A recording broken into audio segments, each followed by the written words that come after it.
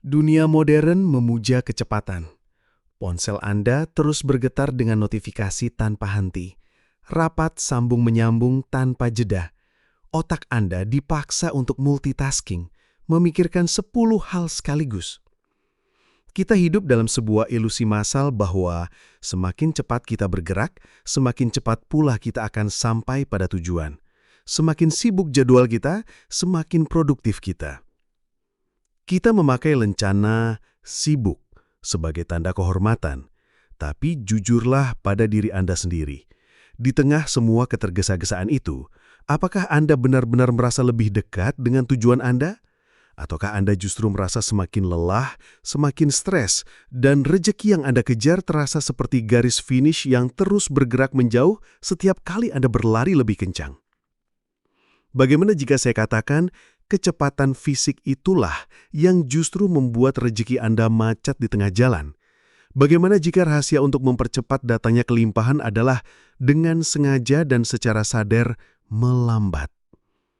Sebagai seorang yang mendalami fisika kesadaran, hari ini kita akan membongkar sebuah paradoks agung yang sedang menjadi tren di seluruh dunia, getaran slow living.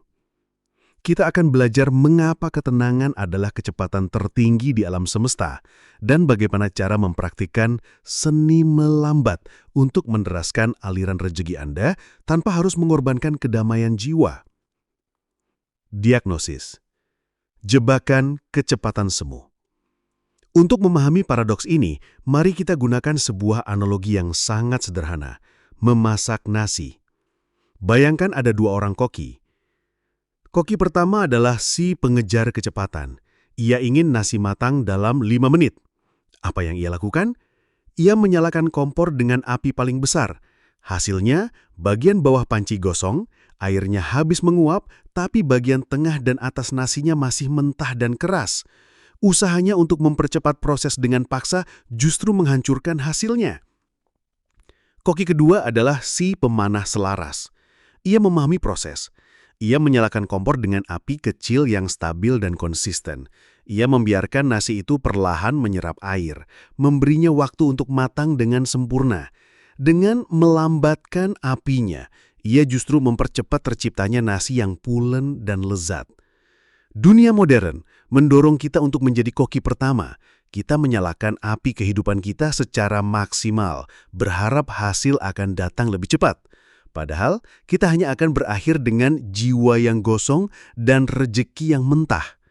Slow living adalah tentang menjadi koki kedua. Ini bukan tentang menjadi malas atau tidak melakukan apa-apa.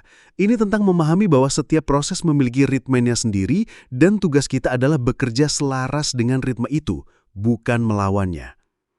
Sisi gelap dari getaran terburu-buru. Saat Anda terus-menerus hidup dalam ketergesa-gesaan, ada beberapa konsekuensi getaran yang sangat merusak. Anda menutup pintu intuisi. Intuisi adalah bisikan jiwa, suara pemandu dari alam semesta.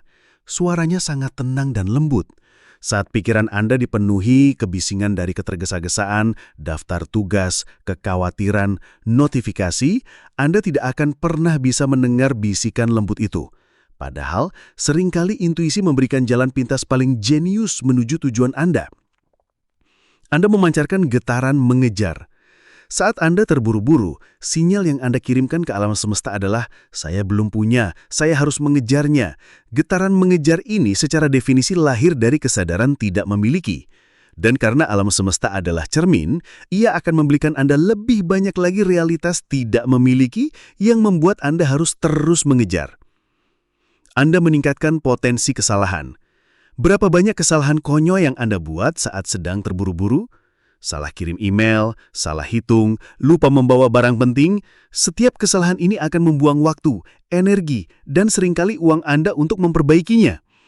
Ketergesa-gesahan justru menciptakan lebih banyak pekerjaan dan penundaan. 3 seni melambat untuk menderaskan rejeki. Jadi bagaimana kita mulai mempraktekkan slow living di tengah dunia yang serba cepat? Mulailah dengan menguasai 3 seni berikut. Seni monotasking sadar atau fokus tunggal. Ini adalah antitesis dari multitasking. Latihlah diri Anda untuk melakukan hanya satu hal dalam satu waktu dengan seluruh kehadiran Anda. Latihan praktis. Saat Anda minum kopi pagi, jangan sambil memeriksa ponsel atau memikirkan pekerjaan. Hanya minum kopi. Rasakan hangatnya, cium aromanya, nikmati rasanya. Saat Anda sedang menulis laporan, tutup semua tab lain yang tidak relevan. Fokus hanya pada laporan itu. Efek getaran. Monotasking menenangkan sistem saraf Anda yang terlalu aktif. Ia menjernihkan pikiran, meningkatkan kualitas pekerjaan Anda, dan yang paling penting, ia memancarkan getaran ketenangan dan fokus. Energi yang tenang dan fokus adalah energi yang sangat kuat dan magnetis. Seni menjadwalkan ruang kosong. Lihat kalender Anda. Mungkin penuh dengan rapat dan daftar tugas. Sekarang, lakukan sesuatu yang radikal. Jadwalkan waktu kosong di kalender Anda. Mungkin 15-30 menit setiap hari. Latihan praktis. Blok waktu di kalender Anda dan beri judul waktu jeda atau jangan diganggu. Di waktu itu Anda tidak boleh melakukan pekerjaan produktif. Anda boleh melamun, menatap jendela, mendengarkan musik, atau berjalan-jalan tanpa tujuan. Efek getaran. Ruang kosong ini bukanlah waktu yang terbuang. Ini adalah tindakan menciptakan ruang pendaratan bagi inspirasi. Saat Anda berhenti berbicara atau melakukan, Anda memberi kesempatan bagi alam semesta untuk berbicara kepada Anda atau memberi ide. Ide-ide pering cemerlang tidak pernah datang saat kita stres, tapi saat kita rileks. Seni terkoneksi dengan ritme alam. Sistem syaraf kita terprogram untuk selaras dengan ritme alam, bukan ritme internet. Alam tidak pernah terburu-buru, namun segalanya selalu tercapai. Latihan praktis. Luangkan waktu beberapa menit setiap hari untuk terkoneksi dengan alam. Bisa dengan menyentuh daun tanaman di pot Anda, merasakan hembusan angin di wajah Anda, atau sekedar memandang awan yang bergerak perlahan di langit. Efek getaran. Ini akan mengkalibrasi ulang getaran internal Anda kembali ke ritme aslinya yang tenang, sabar, dan penuh kepercayaan. Anda akan teringat bahwa ada kekuatan yang jauh lebih besar dari diri Anda yang sedang mengatur segalanya dengan sempurna, jadi Anda tidak perlu panik. Puncak kesadaran. Rezeki tidak untuk dikejar. Sekarang kita sampai pada pencerahan puncaknya, sebuah kebenaran yang akan membebaskan Anda dari kelelahan. Anda selama ini mencoba mati-matian untuk mengejar rezeki. Padahal, rezeki tidak untuk dikejar. Rezeki adalah sesuatu yang Anda izinkan untuk datang kepada Anda. Bayangkan rezeki adalah seekor kupu-kupu yang indah. Jika Anda mengejarnya dengan kasar dan terburu-buru, ia akan terbang semakin jauh. Tapi jika Anda duduk diam dengan tenang di taman, memancarkan energi kedamaian, kupu-kupu itu justru akan datang dan hinggap di bahu Anda dengan sendirinya. Kondisi terburu-buru, panik, dan stres adalah sebuah dinding getaran yang Anda bangun di sekeliling Anda yang menghalangi kupu-kupu atau rezeki itu untuk bisa mendekat. Dengan melambat, Anda sedang meruntuhkan dinding itu. Anda sedang menciptakan sebuah taman yang indah di dalam diri Anda, sebuah ruang pendaratan yang lapang dan damai bagi kelimpahan untuk tiba. Kecepatan fisik bukanlah musuh. Ketergesa-gesaan adalah musuh. Ketenangan adalah kecepatan tertinggi di alam semesta, karena dalam ketenangan tidak ada perlawanan, tidak ada gesekan, yang ada hanyalah aliran murni. Tantangan untuk Anda minggu ini, pilih satu aktivitas harian yang biasa Anda lakukan dengan sangat terburu-buru. Mungkin itu saat Anda minum kopi pagi, atau saat Anda sikat gigi.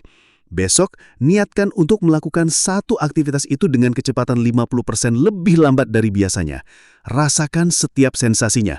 Latih otot kesabaran dan kehadiran Anda. Rasakan bagaimana tindakan melambat yang sangat kecil ini bisa mengubah getaran Anda sepanjang hari. Berhentilah menjadi koki yang panik. Jadilah koki yang bijak. Perlambat akinya, maka rezeki Anda akan matang dengan sempurna.